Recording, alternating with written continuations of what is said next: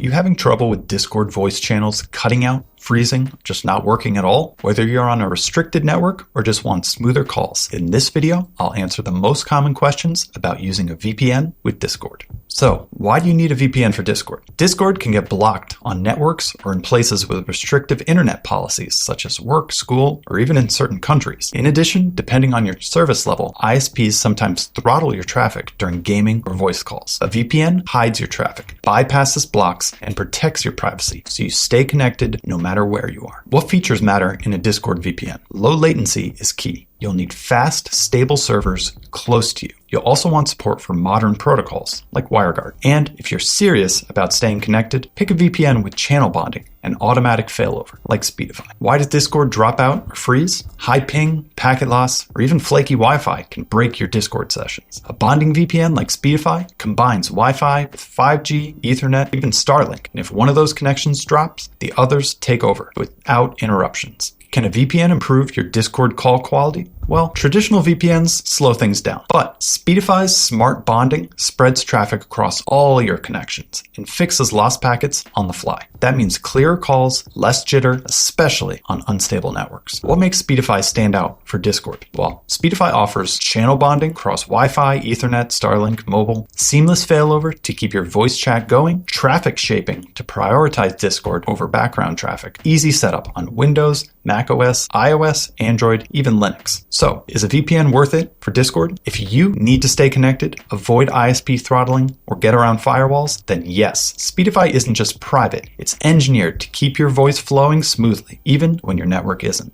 If this helped, like, subscribe, and drop a comment with your Discord VPN experience.